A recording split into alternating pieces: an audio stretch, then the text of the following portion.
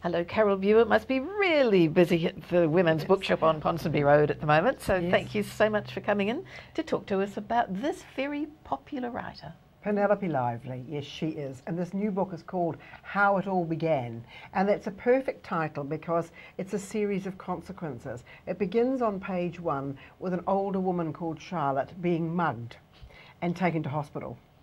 We shouldn't laugh. We shouldn't laugh. This is a terrible thing to happen to anybody. But it's so Penelope Lively, and I mean, it's what happens as a result of that. How it all began. It began with Charlotte being mugged, and all the consequences of that. So, as a result of her being mugged and her handbag being stolen, she ends up in hospital with a damaged hip, and so she has to go and live with her daughter Rose. And her daughter Rose is the sort of PA.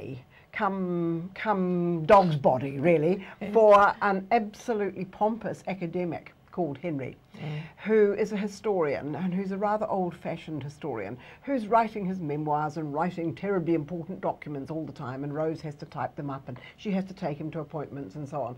He's supposed to deliver a lecture up country somewhere, Oxford or somewhere, and Rose can't go because she's got to attend to her mother who's been mugged. So his niece Marion has to attend with him instead.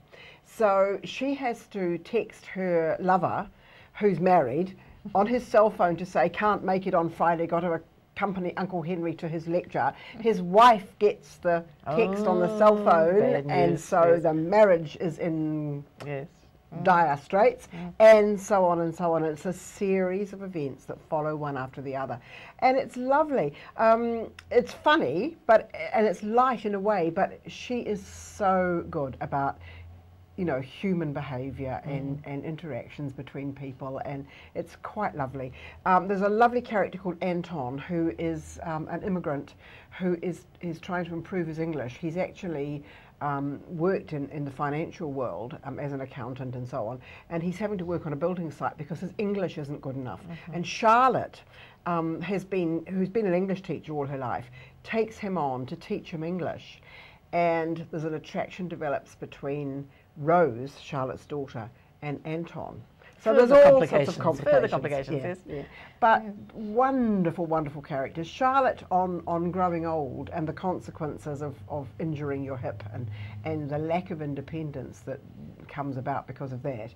That's fascinating. But the Rose Anton story is particularly well handled, really. So on the surface of it, it might be something that a more mature reader would like, but from what you say, it's also about young love and furtive sexual behaviour, and so it could appeal quite across the board. Oh, I think it appeals across the board, but it's quite seemly on the whole, yes, being Penelope Lively. But and the humour in a way is very gentle English humour. But she is so skilled at writing. She can tell you so much by saying so little. Enormously experienced writer. She won the Booker Prize some years ago, so she's where would you rate her alongside Joanna Trollope, for instance? Oh, much higher than Joanna Trollope. Joanna Trollope's more popular. I would say Penelope Lively, she's popular, but she's more literary. But and has legions of fans, doesn't she? Absolutely, and understandably so. I mean, it's so a nice Christmas read. This yes, one? very much so. It's a lovely book. I really enjoyed it. Good one to take to a hammock on a nice balmy day. And yes, it's coming soon. It is, hopefully. Thank you so much, Carole. We'll see you next week.